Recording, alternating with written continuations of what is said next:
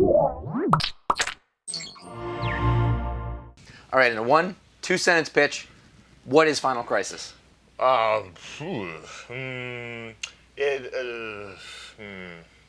This episode of iFanboy is brought to you by GoDaddy.com and Netflix.com.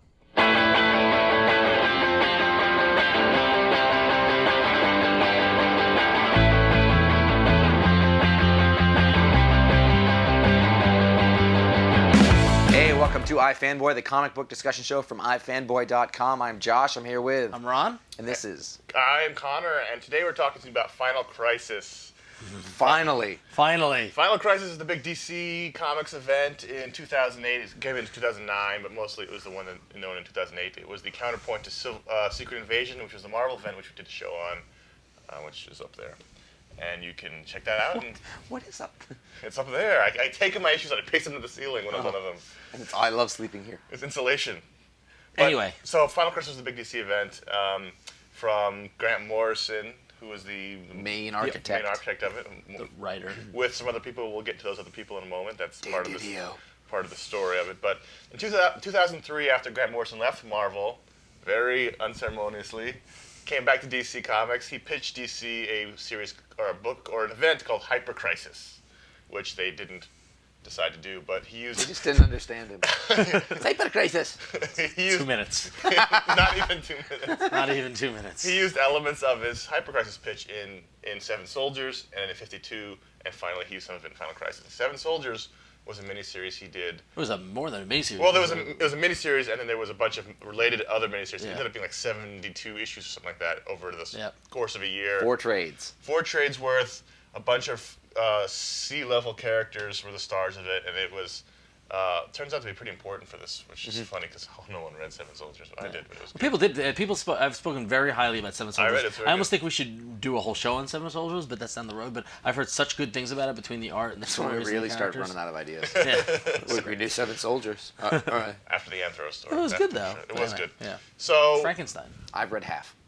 now, from what 3.5 Soldiers. Grant It's a new Morrison sitcom on CBS next month. has said, Final Crisis wasn't necessarily conceived as a final crisis, more of a sequel to 52 and sequel to Seven Soldiers, but it became wrapped up in the whole Crisis trilogy that DC created. Yeah.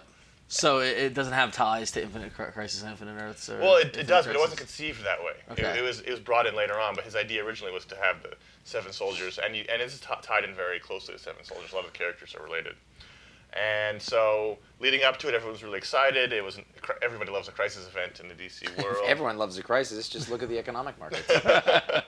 And it was announced that artist J.G. Jones was going to do the art, and he's someone who doesn't do a lot of interior work, so people were excited for that. He did Wanted. Turns out there's a reason. And he worked with Grant Morrison previously at Marvel on Marvel Boy, which was wonderful. He also had a good year because his Wanted movie came out. Yeah. So that was the lead up to it. Everyone was excited. Grant Morrison had been seeding this through his 52 run, and it was going to be his big capper on superheroes, and after that he was going to take a break on superheroes. This was going to be his final word of superheroes for a while.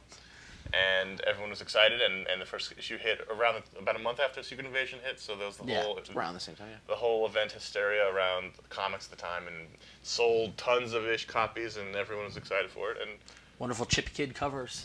wonderful, really good design. I thought Great one of the design. main things about Final Crisis was they had this uniform cover treatment design, which I really enjoyed. Which is it was very uncomic book like with the vertical Final Crisis down the side. And as you looked at the issues as they went, if you go from Final Crisis 1 through 7, the typography of Final Crisis starts to deteriorate as it gets to the end of it, which I thought was an interesting touch. Oh, look at that. Yeah, so it's finally where it's all thin and dirty. See, I kept not knowing, like, the first time I bought, like, one kind of cover, and the next time I bought it's different. See, that kind was of the thing. cover. They had 2 cover treatments. They had the one with the painted J.G. Jones art and the vertical things, but then they had other ones where it was the typography and then a vertical strip of art. And that was on that vertical strip of art that was the cover treatment for the majority of the tie-ins. But for Final Crisis, they did have the 2 covers. I bought the ones with the painted, the portraits. Almost, yeah.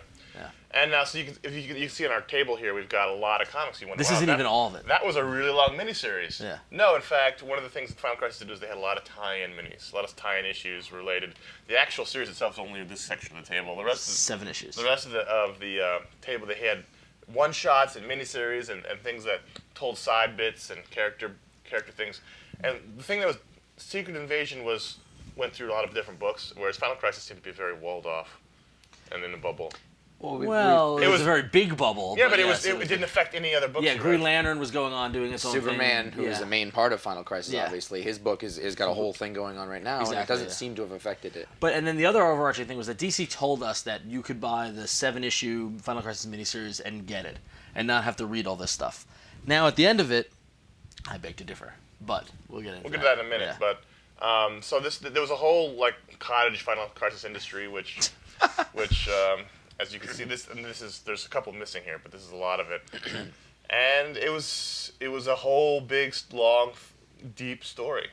Well, going through it, reading it as they came out, I picked and chose which ones I wanted to read based on my interest of things. I didn't read like Legion of Three Worlds because I wasn't interested in that, and I was under the assumption I did not have to.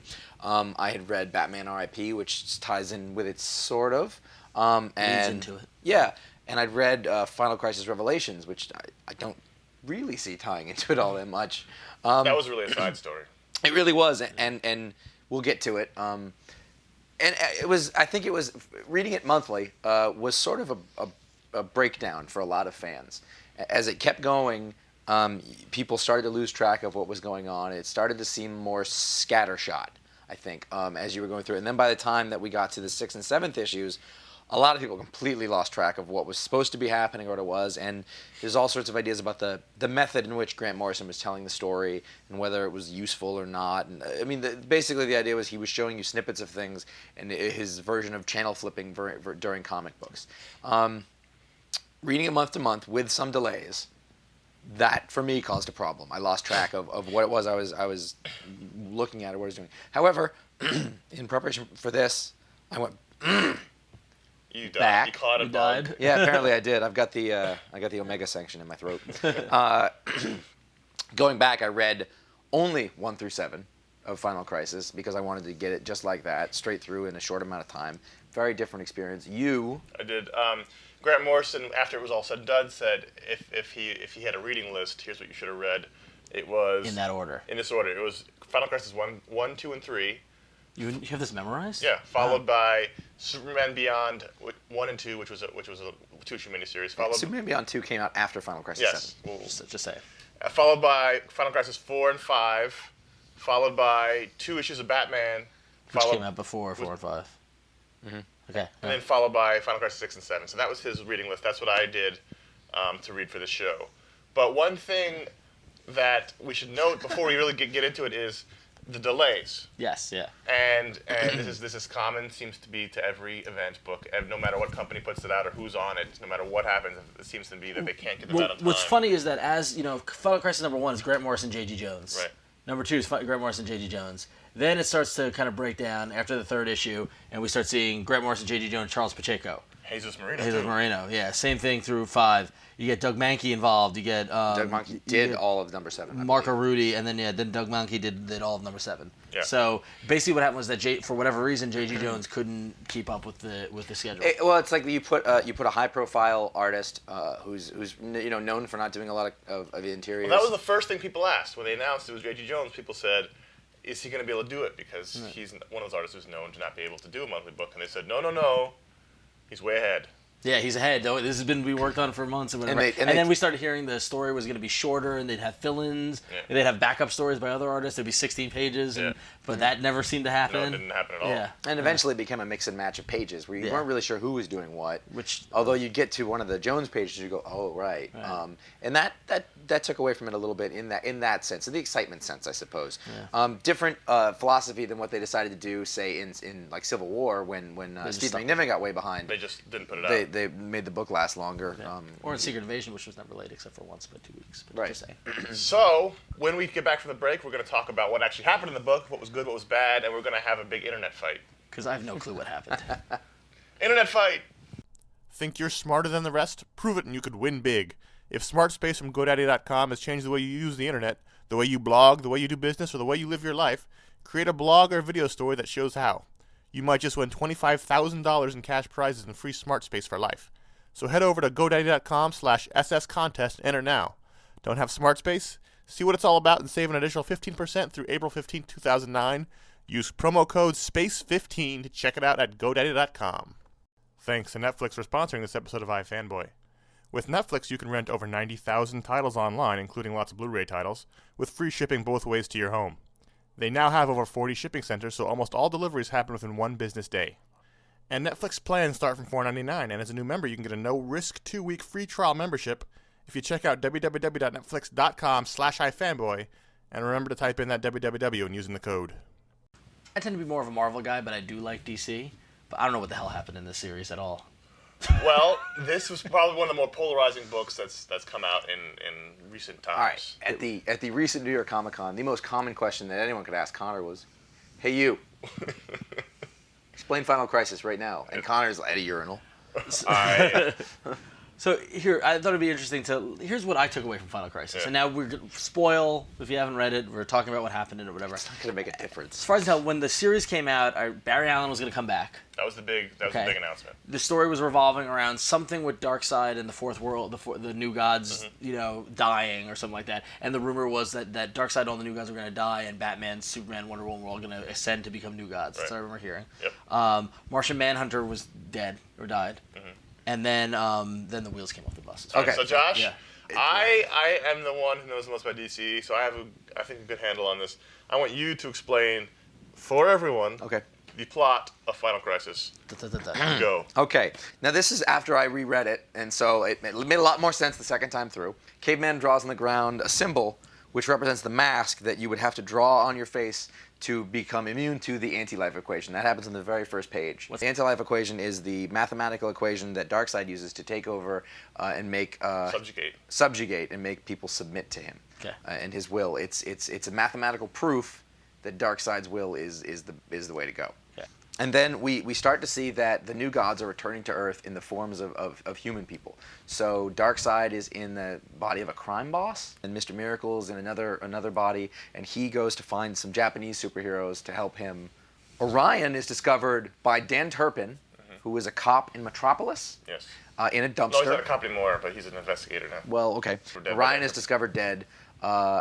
He's been shot by a time bullet. Then Hal Jordan is arrested for that murder. Yeah. At some point, Barry Allen and Wally West, the Flashes, with Jay Garrick are running around, and they have to outrun the Black Racer, who is Death incarnate. Batman very early on is captured by Granny Goodness, who I skipped a thing. Green Lantern is taken by the Alpha Lanterns back to Oa, and then turns out that the Alpha Lantern isn't really the Alpha Lantern. It's Granny Goodness in that body of that Alpha Lantern, and they take over the power battery, or they don't. Oh, in Bloodhaven, everything goes to shit. And there's a Section D, I think, something like that, where they make human animal hybrids, Calabac, and he's made into a anthropomorphic talking tiger. Meanwhile, over with Captain Marvel, who's now Freddie Freeman, he's hanging out with Talkie-Tawny, who is also an anthropomorphic tiger. And Talkie-Tawny says, "I have to go get my jetpack." Then there's a lot of fighting. They upload an email to everybody on Earth simultaneously because apparently there are no time zones in this. Because it all happens at the same time. It's true. It's a good point. Everybody, it's midday, every single place in the world. It's a very good point. And then immediately following that, the entire world gets infected by the anti-life virus. Wonder Woman gets taken over by the anti-life equation. She becomes the head of hot chicks. Female Furies. Right, on dogs. Yeah. Oh, I forgot Libra. Libra has a meeting with all of the supervillains, the Secret Society, to unite them. And he wants to take them over, and by doing so, he gives the Living Flame his rep back by killing the Martian Manhunter, because apparently he really hates him. Martian Manhunter dies. It led to Final Crisis Requiem, very, very good issue, which is like a funeral. About the death of Black Canary and Oracle have some tea. They share some tea. Superman disappears. Like, Lois blows up. They're at the Daily Planet. It's a bomb. Lois blows up. So he hangs out with her in the hospital while all of this shit is going down. Keeping her alive. He has to keep her alive with his heat vision. Right. Correct. Oh. In the beginning, there's monitors. Skip to the end. Superman has a machine that makes everything good. Batman breaks out of his cage, and he shoots the same time. No, not the time bullet, but a radion bullet into Darkseid. Same bullet that killed Orion. Okay, and Darkseid is taking over the body of Dan Turpin at this point. He's just about to be like, "I'm badass now," and then he shoots Batman. Batman gets hit with the Omega Sanction, puts him back to caveman times, where he goes and he gives his belt to the guy who drew the mask at the beginning. Checkmate falls. Everything goes to hell. Oh, and then it's really all making a lot of sense until about the middle of the 7th issue, when there's another villain who shows up from out of fucking nowhere. How'd that work? That was as short as I could do it. So, I liked it. They're Skrulls. Simple. It's true. You're not Simple wrong. but effective. You're not wrong. so Josh, you were enjoying when we originally read it. I think we were all enjoying it until about halfway point, right? We all liked it. The first two and three were pick of the weeks. By you. But they Footnote. Let's be fair. they were good. Sure. Yeah, I picked the Rogue's Revenge tie-in. You Yeah. picked, I somebody picked Requiem. Resist. Resist, yeah. And then you started having problems in the middle. Yeah. And you had problems in the middle. Yeah. Yep. When originally we were reading it. I was good up until about, I think, probably around 5 or 6. 5 or 6 is when I started. 6 was when I really got lost. 5 or 6 is when I started getting. I got a sense of two things that were happening. One, I was really excited. I'm a big Flash fan, so I was really excited for Barry Allen coming back. And as far as I could tell, nothing was happening with that. And then the other thing was that I really liked what was happening with Libra and Uniting the Villains, and that just I felt like died on the vine early on. And then by issue 5 or 6, I started feeling. Now I wasn't buying all these tie-ins and all this kind of stuff, and I started getting the feeling I feel like I'm missing chapters. I feel like I'm missing things. Right. And that's when. And then 7 was was unintelligible for me. And I pretty much enjoyed it all the way through. I reread it. I like that. You see the balance. I reread the Grant Morrison order for the show. Josh read the issues. And did it make sense, the Grant Morrison order? I mean, was it? Yeah. The thing is, Josh can attest. I think the only thing you really needed to understand the ending was the Superman Beyond miniseries. Yeah, because that. Yeah. Which explains the villain who pops up at the end. And that's a total problem. Yeah. That was a total problem. But I think, other than that, take away the end of 7, I think the story stands on its own very easily. It did, but not in the way that it came out. And I think that it cannot be read that far apart. Yep. Reading it straight through and knowing, honestly, Knowing what was coming. it was on a second reading, I'm able to pick up the clues and things that are dropped in the beginning of it, so that I understand what the significance of those. Where otherwise, you really do feel like you're watching just random things that don't. That's the Grant Morrison style. Sure. It drops in things that don't make sense till the end. Except it had been so long that I didn't remember them, so the significance of them being there was lost. That was the delay factor. Yeah. But I think reading it, I was struck by how simple and straightforward the story is. It actually was. There are a lot of characters. It was actually handled rather well. And one of the arguments that I had about the last 2 issues was that style that he was using, the channel flipping style, was too confusing. Yeah, too many narrators. But it wasn't. It was less pronounced on the reread. Yes, it was. It actually, I was like, oh, okay, this does track to a certain extent. There are things that were covered in some of the other books that, like Superman going away, which I guess was in I Superman totally Beyond. will concede Superman that. going away for Superman no Beyond's reason. also in 3D in parts. It's mostly in 3D. Mostly in yeah. 3D. That's pretty Right, cool. and I heard nothing but screams of discontent That's about actually that pretty book. good. I heard it was good 3D. On second reread, I thought it was actually pretty straightforward as well. I'm going to do the rest of the show like this. Nice. Oh, So that Where's happened. Biff? now I had read Final Crisis Revelations all the way through because I like Greg Rucka. That doesn't seem to fit into the story at all. Well, that's a complete side tale of some of the survivors trying to live through this, because not everybody's subjugated. But there's a difference though in that at some point in Final Crisis 6 or 7, in 7, that other guy, he kills Spectre and the Angel woman out of there. Which doesn't happen in that at all. Also, Renee Montoya is a main character through Final Crisis, as she's the one who's going and gathering other superheroes from other dimensions. Superman. Which she would have no time. Like it doesn't. They don't fit at all. Unless you think that only takes place over a couple of days. Yeah, but she's in it from the very beginning. Let's talk about the problems. Okay. I think Flash. actually rereading it through, the Flash is constantly in the story. Little bits though. And he's a very important. And the way. Now, I agree that the build-up didn't match what they used him for, but he was important. The entire point of Barry Allen coming back was he runs so much faster than Wally and Jay that he runs fast enough to create the superluminal effect, which is time is altered, which allows the bullet to be shot back in time. And the one thing that's happening is the whole time they keep talking about how space-time continuum around Earth is crushing, so nothing kind of makes sense, which is a little bit of a get-out-of-jail-free card. Yeah. Because space and time doesn't make sense, so all the stuff that's happening in the story is malleable. Yep. right. But Barry's return wasn't as grand, even though he was responsible for the Darkseid's defeat by he drugged the Black Racer behind him and basically did the whole missile turn, and the missile hits the mountain. Yeah. This time it was the Black Racer hitting Darkseid and right, but made such a big deal about it. I agree that he should have been more, but he is a constant presence throughout the book. So what about Libra? Was I was gonna say the biggest ball drop. So there was a big build-up of Libra, this character Libra with the mask and the hood and everything, gathering the villains, and He balances the scales. yeah, exactly. But he was working for Darkseid. Yes. He's a new god. We never found out who Libra was. Well, Libra was the original villain. But they never said it. Right, but he what's revealed in one of the tie-ins, which again... Which tie-in? Secret Files. Oh, who buys the Secret Files? Seriously. It had a Seriously. had a Frank Quietly cover. It doesn't matter. Wow. I mean, come on. And it had a J.G. Did you Jones buy the sketchbook. Did you buy the Secret Files? I think he's the only person who bought the Secret Files. I don't buy secret files for books I love. I know. Basically, it's revealed that he was he was kind of a low rent villain, and then he's picked up by Darkseid and made into a new god. So he's a new god. Come on. I would have liked to known this. Libra was hyped up. He was in all the press and all the promotional art, and he killed Martian Manhunter. He killed the Martian Manhunter. Yeah. But at a certain point in the series, he just disappears. Yeah. Yeah. For a Well, good he was portion of the he was middle. sort of defeated by Lex Luthor and Dr. Sivian.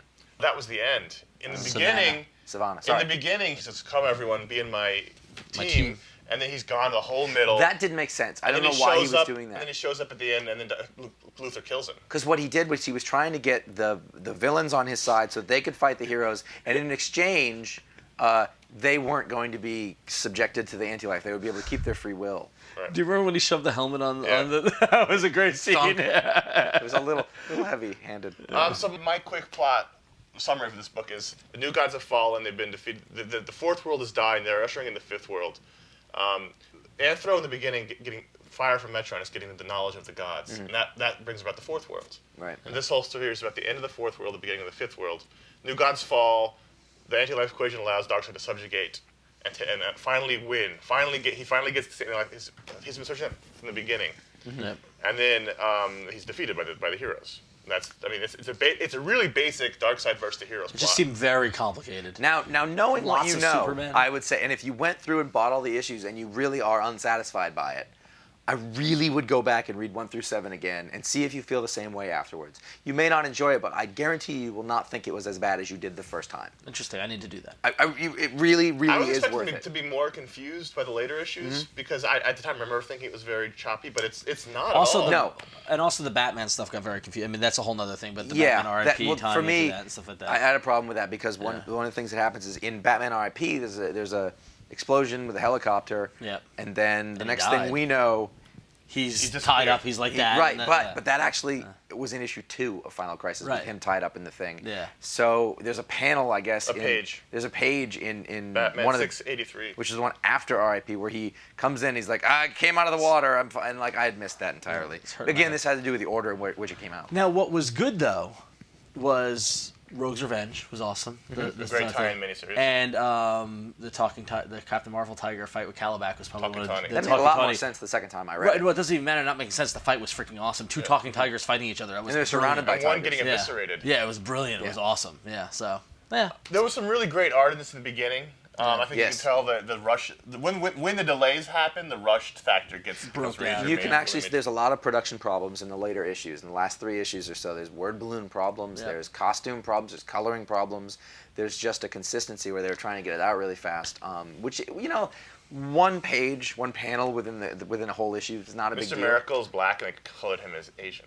Yeah.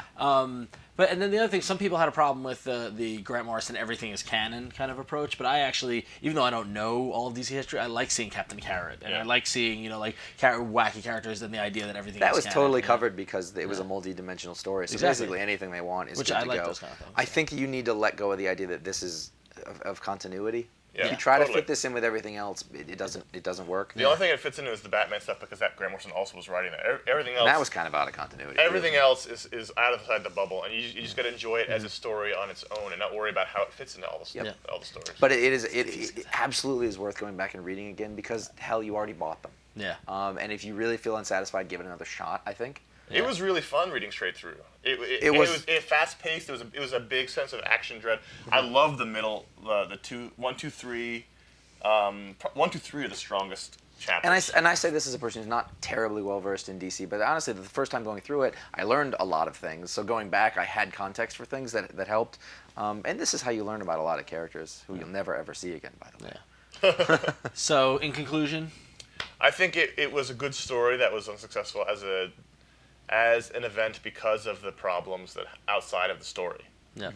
Take away the stuff in the page, all the delays, the rumored changes in the 7th issue, which are quite apparent. Yeah, I was gonna say, do you think this is the original story Grant Morrison was gonna tell? The rumor is that the final page with Batman was a last minute. I don't know what the hell that's about. Editorial. Yeah.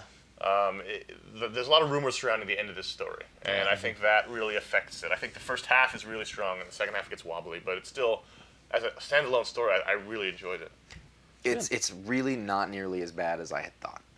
And I was actually reticent to say it's bad because, it's Grant Morrison. You can never tell. He tries lots of interesting things, lots of good ideas in it. It's not a one-read story, unfortunately. And so as an issue-based thing, they screwed the schedule up entirely. It took too long. It didn't work that way.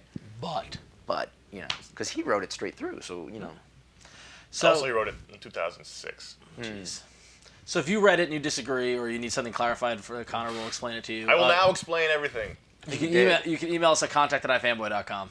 And you can leave us an angry voicemail at 888-FANBOYS, which is 326-2697. Don't call with the equation, please.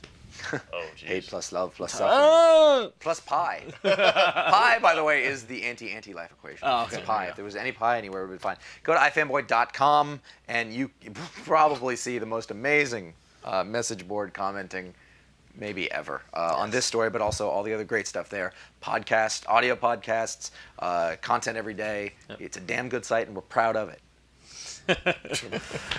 Like Wolf from Grimley. I need to read this all again. You do.